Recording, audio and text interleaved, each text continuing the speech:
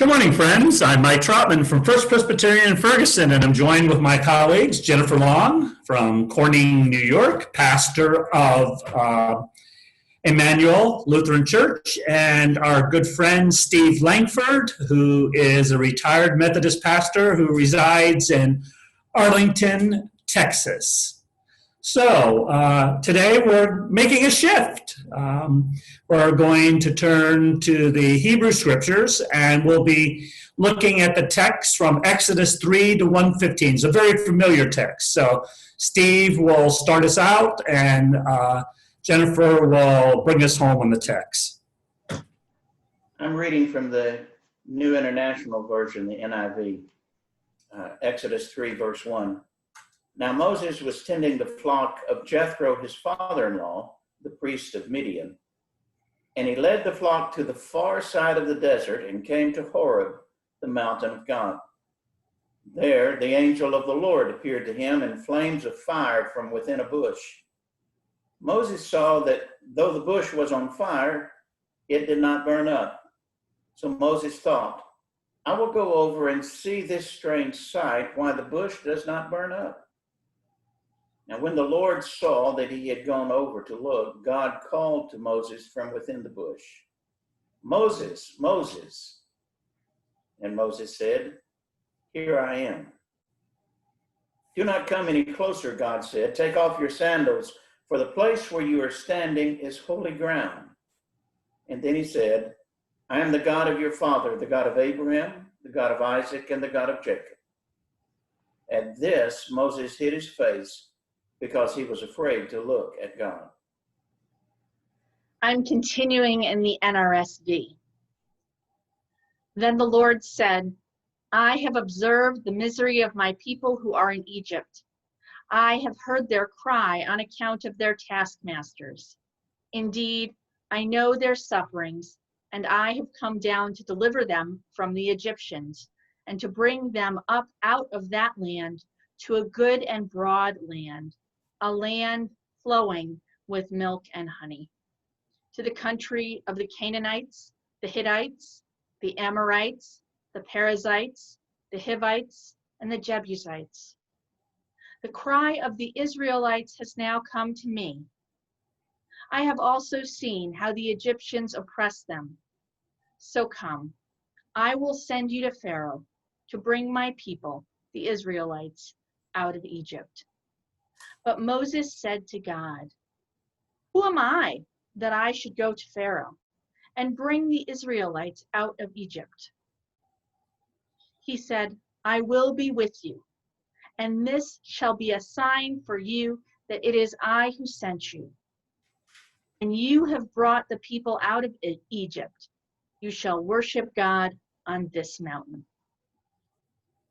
But Moses said to God, If I come to the Israelites and say to them, The God of your ancestors has sent me to you, and they ask me, What is his name?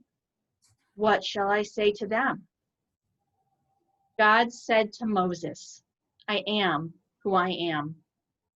He said further, Thus you shall say to the Israelites, I am has sent me to you.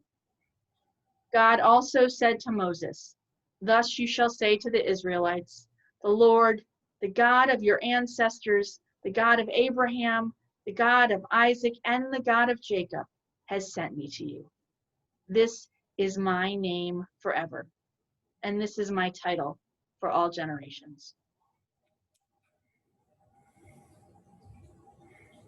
A text rich with meaning and I think relevancy to today. Let's have it.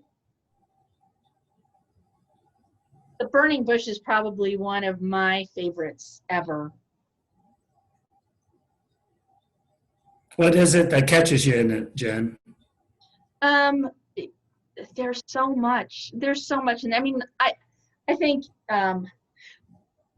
I struggle with text being long, and yet I think it's important to have the context to see. I mean, I can look at that and see separated into three different pieces for three different sermons. But I think the part that has spoken to me for a long time, but I think is even speaking to me now, but in a different way, is that sense of the burning bush. And what's the language? The bush is, it's like it's on fire, but it's not consumed. Yeah. So, whatever needed to be burned away, got burned away. And whatever is left is essential. And I think that got me thinking about how the word essential is kind of being used so frequently during COVID-19. Mm. Yeah. So you see the imagery of the burning bush as burning away the dross and leaving that which is authentic and essential and genuine. Absolutely. Absolutely.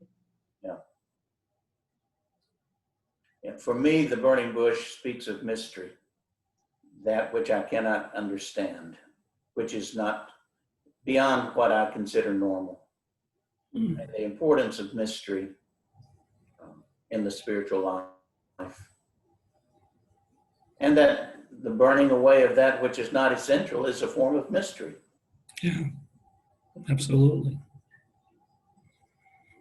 So, in dare of hopefully not offending anyone, but at least asking the question, I wonder, as American cities are burning and have burned and no doubt will burn in the future in some ways, can you understand, or can we at least grasp that what's being asked in the midst of those burnings sometimes gets lost?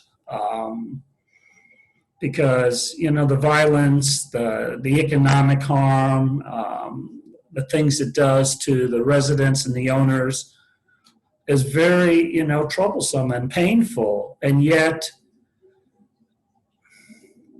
is there something that we can learn from this experience of this burning, this sense that may be a little deeper and will be important for us, so that we may find ways of moving out of the pain and hurt and into something new and life-giving? That's interesting. I was wondering if what was essential and yet missing was kind of basic human dignity for all people. I think that's the message of the protest, but when the protest becomes violent and destructive, then that message is lost because it is treating the other side with disrespect and property with disrespect. So the message gets convoluted. I find myself from social media constantly saying it's not an either or. Do I support the blue? Do I back the police or not? It's not about backing the police. It's trying to hear the voice of the protest, which is the abuse of authority and power by police and the violence against Black people. It's so hard because it does. Most of our arguments, for convenience sake, is either or. It's simplistic. Yes. Yeah, it is, and it does, I think, damage and disparages either party when you do it either or. Yes. Because you don't see that there are police people who are really trying to do something different and to be better. And the protesters, who I don't necessarily, at least from my experience in Ferguson, put under the same category as those people who burn and loot. At least that's what we discovered in Ferguson. They're not necessarily together. There's a variety of groups, no more than, the craziness of that 17-year-old from Illinois deciding that he was going to somehow, protect what he thought the police should be and everything, and taking the life of other people. It just shows that when answers get simplistic, the danger gets, I think, more and more intense because people can't see the nuances and kind of hold in tension, the pain and hurt of everyone involved in that experience, and that we need to hear the pain and hurt of our Black brothers and sisters as they, have another incident where it looks like, man, it didn't need to happen this way. Didn't need shot 4 times? 7. 7 times. Yeah. Yeah. By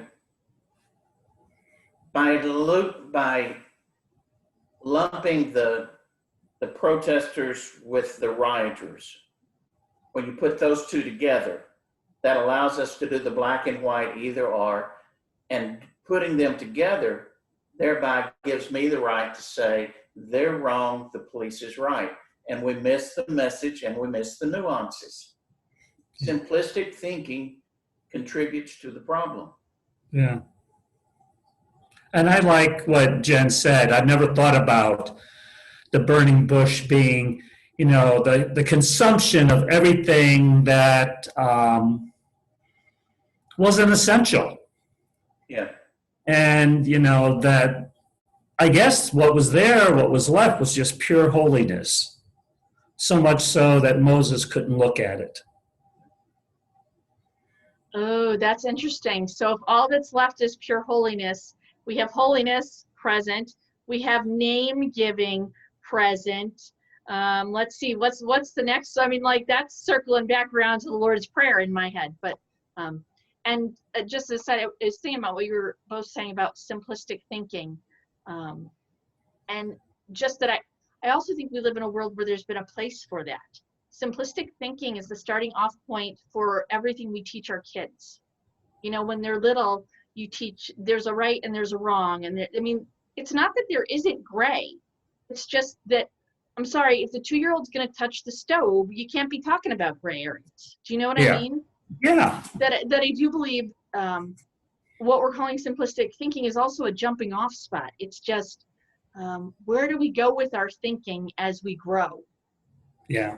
In emotional development as well as in spiritual development, the rules, right and wrong, are the starting point. The problem is when we don't move beyond the starting point, when we don't grow. A 2-year-old needs right and wrong. Well, and to jump completely out of our Hebrew scriptures, I think about Jesus saying, "I came not to abolish the law, but to fulfill the law." Yeah. That the trouble with the law is not the law itself; it's when we become legalistic about it. Right. Which is simplistic thinking. Simplistic thinking says this is right, this is wrong. And Jesus, same with Jesus in the fulfilling of the law in the regards to the Sabbath. So you're not breaking the Sabbath because you're not working, but yet you're contributing to keeping someone bound in their brokenness and in their sickness. And so I say that the Sabbath says it's more important to take care of the people than to avoid the law. Yeah. So are either of you familiar with that HWLF? Do you know what that is? HWLF. No. So a friend happened to post it on her social media, and said, this is always my response to WWJD. It's HWLF. He would love first. Yeah. Yeah. Love is always about people. Love is always about relationship. Yeah. Yep. Anyway, I had never seen that before, and I thought it was kind of cool. He always loved first. Yeah. Nice. Is that not what the protest, Black Lives Matter protest is saying? Is where's the relationship here? Where do we fit into this? Right. And I keep hearing people tell me to stay in my place. Well, that's Jim Crow. That's going back to slavery. That's being in a position of having no power. The protests are basically saying we have little voice or power or standing in our culture, and yet the Constitution guarantees it. Yeah. So it's just calling for what has been promised and never given. what I love, and it hit me when I looked at this, when Jen said we're going to look at Exodus, was the fact that how Moses wants to get out of this. You know, and I think, yeah, God, I understand trying to get out of this mess because, if I was Moses, I gotta go. First of all, I'm a fugitive from Israel, from Egypt, you know. I got something in my past that's a little shady, and I killed a person, and, it was out of righteous anger, but nonetheless, I killed someone, and I ran, and so I'm suspect because I was raised in Pharaoh's court, so the Israelites are not going to, the people of Abraham are not going to hear me or understand me, and I'm considered to be a fugitive. So, Lord, I think I will take a waiver on this one. And I feel a lot like that sometimes. I just want to take a waiver on those things that really need to be done or are called to be done. And we're invited to do, and I'd rather go, oh, well, I don't want, first I want people to like me. I don't want anyone's wrath against me or thinking, that I'm trying to stir things up or that I know everything that they don't know. It's not that. It's that sometimes you're just called and placed in a position of, here it is. What are you going to do with it? Are you going to answer the call? I love the humor in the text. God is saying, I've seen, I've heard, I'm concerned about, I'm going to rescue them, so go do it. You go do it. Yeah. And God, and perhaps that's the challenge for us as church, is that God is calling us to do God's work. And interestingly, in this text, God is on the side of those who are oppressed, those who are abused, those who are in a one-down position, those who have no power and no voice. And he's calling us to help them find voice and standing. Yeah. So I don't picture Jesus rioting and looting. That goes back to Jen, that he always loved first. But I got a feeling that he might be protesting, finding a way to say, these people matter too. Yeah. My mind, Mike, as you were kind of talking about, I heard in what you were saying, Moses kind of being pushed into it, and was reminded of the Shakespeare quote, some are born great, some achieve greatness, and some have greatness thrust upon them. And I think in our scriptures, very often it's not like, oh God, I'm here, yeah, me, I want that job, Yeah. Like, I'm so down with that. It's really, the greatness gets thrust upon you, and are you going to do it or not? I was really thinking that was a Star Trek quote, but unfortunately it's a Shakespeare quote. Oh, wow, close enough. I was also thinking, the call story of Moses is a great one. It's a fun one. It's interesting to ask, what are we being called to? But again, for me, that essential piece, I was thinking of how many people are considered essential workers, and the idea that Mike brought up of holiness. What does it mean to think of their work as holy? Are those jobs and positions that are currently essential ones that we would generally have thought of as holy work? What kind of ministry are we called to towards people who are doing essential work in a time of COVID? In a time where if I want to talk with my friends and see their faces, I have to do it on Zoom because otherwise I'm wearing a mask.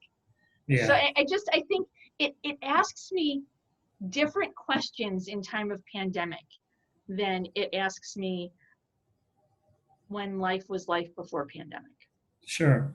That's interesting because, people want to define, and obviously the people in the hospital, first responders of all types, police, fire, EMS, yes, all those folks, are heroes in some ways. But can you imagine those folks who work in the grocery stores, if we didn't have those open.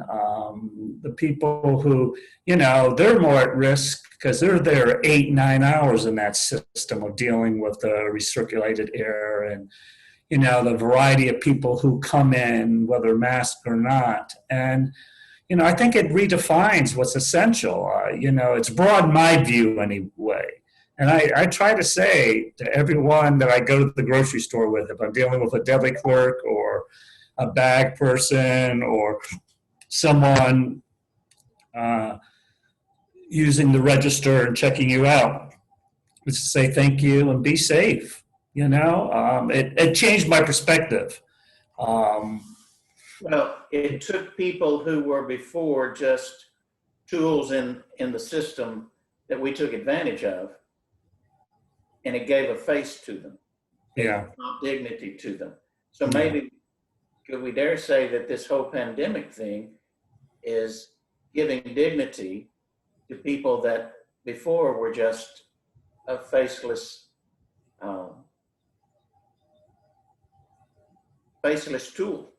Someone in the system that, we really didn't pay much attention to, in the midst of all this. And I think I like the sense how, we can, look at the pandemic, not just as a curse, but as a challenge to our functioning, how we view the world, especially how we view church, what church means now. Are we getting, Jen, do you have a sense that the dross in the midst of the pandemic is burning away, and then we're maybe gaining a little better glimpse into what's essential for people of faith and worship?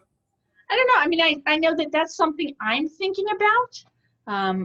I think it'll be interesting to see. I'm not sure that question can be answered before we're a little bit outside of the pandemic time. It is certainly my hope. I was thinking too how pandemic is not just curse and not just challenge, but also grace. That there's been a lot of wonderful opportunities to learn, to see things differently. Think about, I don't know, even just something as simple as I have neighbors who have like a whole garden planted that I don't think ever did that before. But they didn't have any place else to be. And talking about how good that's been for them and how good that's been for their kids. And that had the pandemic not happened, that garden likely wouldn't have gotten planted. Yeah. What else is being planted within us, to take it into a metaphor, that wouldn't have been planted outside of this particular opportunity? And again, is that not the same? I would say, is that not similar to what it was for Moses? That, I mean, he's like pushed back, like, no, this isn't the right job for me. Sorry, I'm out of here. And so he kind of ends up with it unwillingly. And there's a lot of challenge and there's a lot of unpleasantness. Yeah. He has to call Israel to account. And let's face it, that's no fun.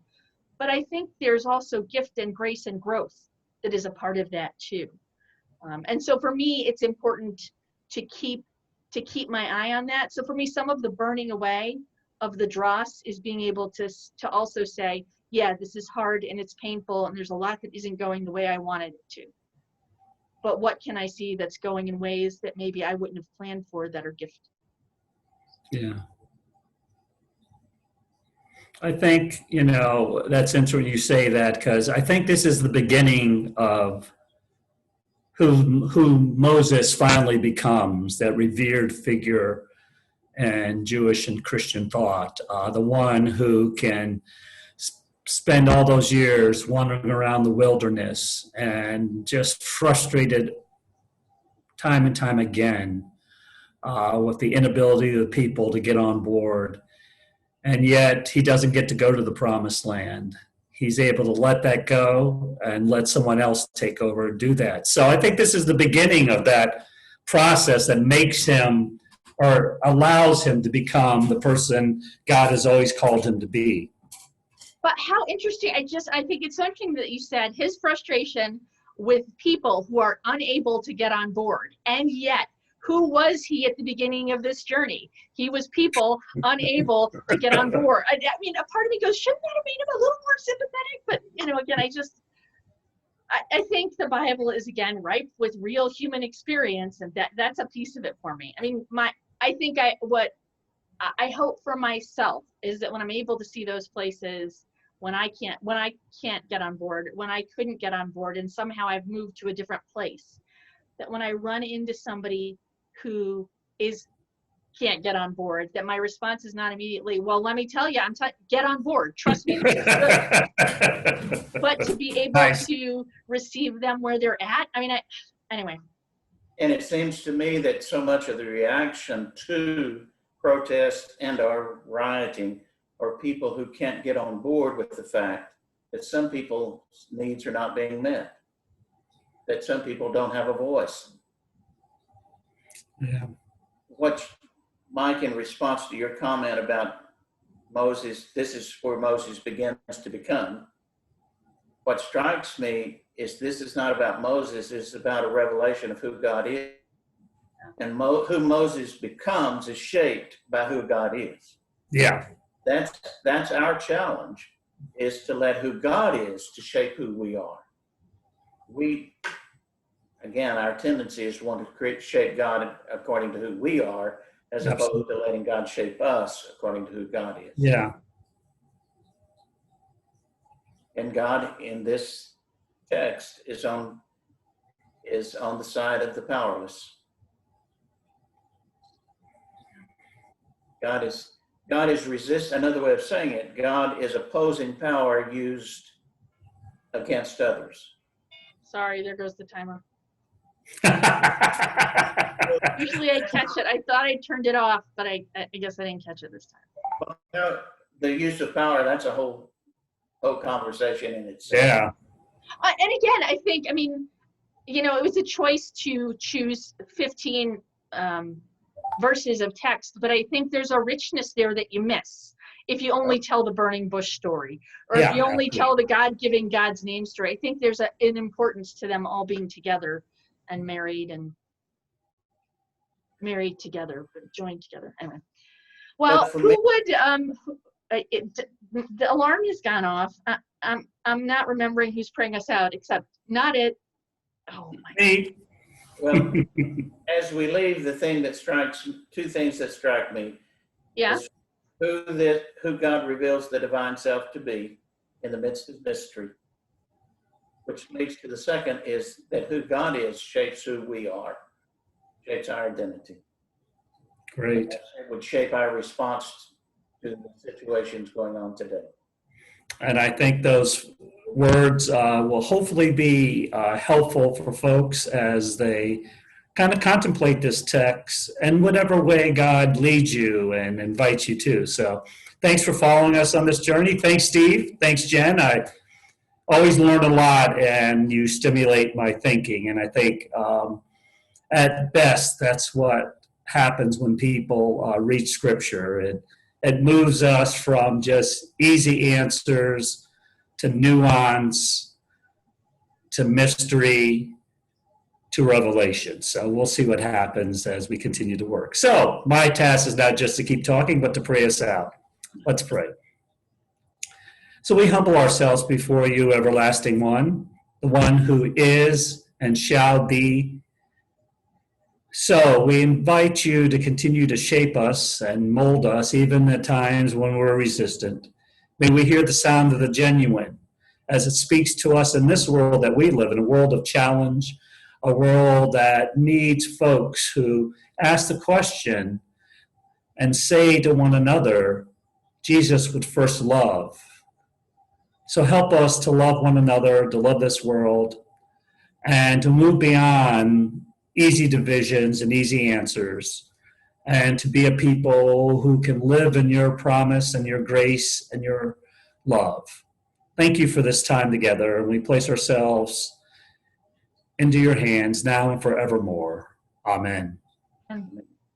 Peace, friends. Peace of Christ. Peace. Take care. Thank you.